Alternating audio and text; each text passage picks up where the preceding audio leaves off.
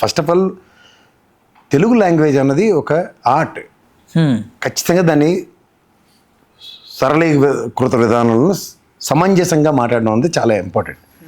ఎక్కడున్నాం, ఏం చేస్తున్నాం, ఏ పరాలు మర్చిపోయి మనం ఒక ఇది ఉంది కాబట్టి దాన్ని ఎలాగైనా మాట్లాడవచ్చు అన్న దాంట్లో బాలకృష్ణ గారి గతంలో కూడా చాలా ఉన్నాయి అలాగా. అవి సముచితం కాదు ఆయన మాట్లాడేది. ఎందుకంటే ఇవాళ ఒక మీరు నేను అనుకోండి, ఏదో కులం గురించో మతం గురించో మాడితే ఒక అర్థం ఉంది. ఒక ఎమ్మెల్యే స్థాయికి ఎదిగిన వ్యక్తి, ఎమ్మెల్యేగా 3 సార్లు గెలిచిన వ్యక్తి, అతను రాగద్వేషాలకు అతీతంగా రాజ్యాంగం మీద ప్రమాణం చేసినప్పుడు ఇంకా బ్లడ్, బ్రీడు, క్యాస్ట్, చెత్త చెదారు ఏం మాడుతున్నారు? This is not right. మనం అలాంటివి ఖండించి ఇది మాట్లాడడం సముచితం కాదు అని చెప్పడం వరకే. ఇది నాట్ యాక్సెప్టబుల్. అంతే. సమాజం ఇట్లా అలాంటి వాటిని యాక్సెప్ట్ చేయదు.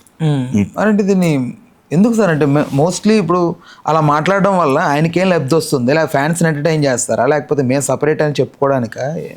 ఏది సపరేట్? ఇప్పుడు మీ క్యాస్ట్ ఏదో వచ్చి నా క్యాస్ట్ ఏదో మా ఇద్దరు కూర్చొని మాటలే. ఇందులో మీ క్యాస్ట్ గురించి నేనే మాడాలి, నా క్యాస్ట్ గురించి మీరేందుకు మాడాలి? అది ఏమైనా కులం గూడు పెడుతుందా, గూడు పెడుతుందా? అర్థం ఉందా దాంట్లో ఏమైనా అసలు? ఇప్పుడు సే ఫర్ ఇన్స్టెంట్ మీదేదో పెద్ద క్యాస్ట్ అవ్వచ్చు, నాదేదో చిన్న క్యాస్ట్ అవ్వచ్చు. ఏడున్నాం మనం? 2025 సంవత్సరంలో ఉన్నాం. ఏమైనా పాతరాత యుగంలో ఉన్నామా? లేదా పూర్వం కాలంలో ఉన్న రాజరిక వ్యవస్థల్లో అణగారిపోయి ఉన్నామా? అవన్నీ దాటుకుని వచ్చి ప్రజాస్వామ్య పరిరక్షణ 1947 స్వతంత్రం తెచ్చుకుని ఇన్నాళ్ళు 75 సంవత్సరాలు ఈ స్వతంత్రంలో ఇంకా కులాలు, మతాలు, బ్రీడ్లు, చెదారాలు మాడుకుంటే, బ్రీడ్లు కావాలంటే కుక్కలు తీసుకెళ్ళి పెంచుకోమని ఇంట్లో 10 రకాల బ్రీడ్లు తీసుకెళ్ళి దిక్కుమల కుక్కలను పెంచుకుంటే ఒక అరిసేస్తే తెల్లారులను నిద్ర పట్టుక బొర్రైన పని చేస్తుంది కాస్త. ఏం మాడతారు? స్థాయికి ఎదిగిన తర్వాత ఎవరైనా 6 నెలలు తిరిగిన తర్వాత మళ్ళీ కేకరకాయ అన్నట్టు మాడుతుంటే ఏం చెప్పాలి? అంటే సార్ గతంలో కూడా ఇలా మాట్లాడితే దీనికి కౌంటర్గా నాగబాబు గారు కూడా కొన్ని మాటలు మాట్లాడడం జరిగింది. ఇదే తెలివి తక్కువ మేళం అంటే ఇంకో తెలివి తక్కువ మేళం అది. అంటే సార్ కౌంటర్గా అటాక్గా వాళ్ళ కౌంటర్లు ఇప్పుడు ఇచ్చుకోమండి. కౌంటర్లు ఉండవు ఇప్పుడు, ఓన్లీ చెమచాకలు ఆడుకోవడమే.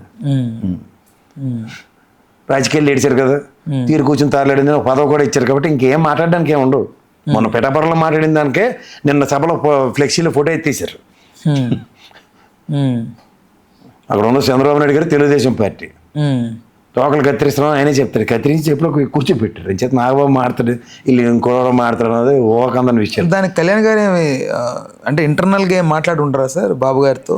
లైక్ కొంచెం ఇలాంటి ఫ్లెక్స్ అంటే ఫోటోలు తీయడం ఇలాంటి వాటి పట్ల నాకు తెలిసి అయితే అలాంటి పితూరులు చంద్రబాబు నాయుడు గారు ఎంటర్టైన్ చేయరు. ఓకే అని తోచుకుని పోతారు ఆయన. బాలకృష్ణ గారికి ఎవరైనా చెప్పగలరు తిరిగి? కొంచెం చెప్తే అంటాడు ఆయన.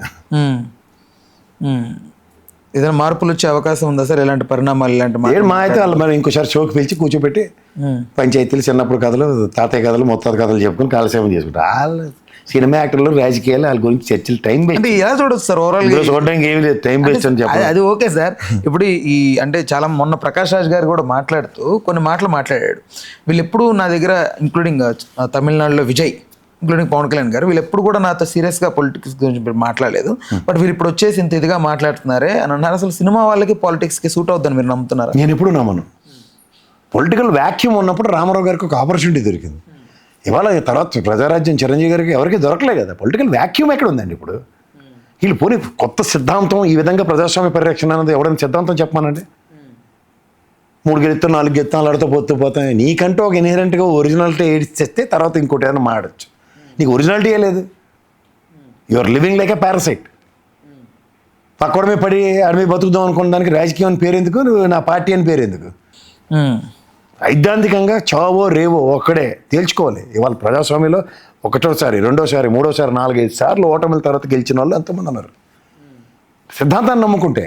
ఈ కమ్యూనిస్ట్ పార్టీలు ఇవాళ అధికారం వస్తుందని ఉన్నారు ఇవాళ బ్యాటిల్లో. దేర్ వాళ్ళ సిద్ధాంతానికి కట్టుబడి పార్టీ ఓ సిద్ధాంతం ఉంటుంది. అలాగా ఎవరికైనా ఒక సిద్ధాంతం ఉంటే ఏడిస్తే దాన్ని బట్టి సైద్ధాంతికంగా విభేదించి పార్టీలు పెడతారు.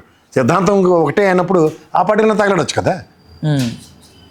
సిద్ధాంతం సైద్ధాంతికం వేరేని చెప్పి వేరే పార్టీ పెడతారు. మళ్ళీ సిద్ధాంతం ఆ సిద్ధాంతం అది ఒకటే అని చెప్తే ఏమైనా అర్థం ఉంటుంది దాంట్లో?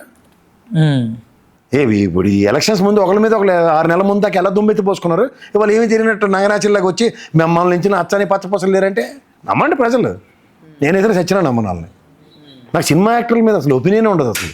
బట్ కొంతమంది మాత్రం ఎలా సార్ సర్వైవ్ అవ్వగలుగుతున్నారు? ఎవరు సర్వైవ్ అవుతున్నారండి? సర్వైవల్లో బాలకృష్ణ గారు 3 సార్లు గెలవడం, పవన్ కళ్యాణ్ గారు 10 సంవత్సరాల తర్వాత మళ్ళీ గెలవడం, ఇలాంటి కొంతమంది మాత్రమే సస్టైన్ అవుతుంది. రజనీకాంత్ గారు ఫెయిల్ అయ్యారు.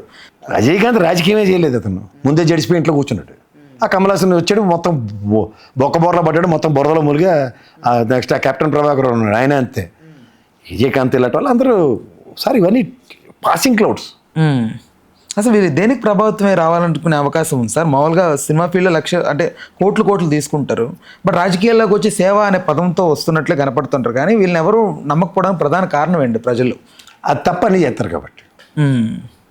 సార్ మీకు ఇండివిజువల్గా చాలా చేయాలని ఉంటుంది, కానీ ఒక పార్టీ లైన్లో పార్టీ పరంగా వాళ్ళతో ఎలా నేను ఉన్నప్పుడు నీకేం కాదు. ఇప్పుడు ఎందుకు పిఠాపురంలోనే వివక్షకు గురైన దళితుల మీద పవన్ కళ్యాణ్ గారి స్టేట్మెంట్ ఒకటేనే ఉందా? ఎందుకు లేదు? బాధ్యత లేదని అర్థం దాన్ని బట్టి. నీ నియోజకవర్గంలో రాగద్వేషాలకు అతీతంగా ఆయన ప్రమాణం చేసినాడు, ఈ బాలకృష్ణ గారు అన్నాడు, ఇంకోటి అన్నాడు అనుకుని ఆర్మీ పడి ఏడిచి బదులు ఇక్కడ ఏం జరుగుతుందో చూసుకునేడమనండి. ముందు నియోజకవర్గం దాంట్లో ఏం జరుగుతుందో చూడమనండి. బట్ మోస్ట్లీ మైక్ పట్టుకున్నప్పుడు బాలయ్య గారు కంట్రోల్ తప్పుతుంటారు సార్. ఒకసారి ఒరిజినల్గా కూడా కంట్రోల్ ఉంటుంది అతనికి, అసలు ఏంటి తెలియదు అతనికి. బట్ బాలయ్య తెలుసు అనుకుని మనం ఉంచుకుంటూ ఉంటాం అంతే. బట్ బాలయ్య మాత్రం ఇప్పుడు ఇండస్ట్రీకి పెద్దగా కూడా చూస్తున్నారు చాలా మంది, జై బాలయ్య అండం ఇలాంటి నినాదాలు చేయడం.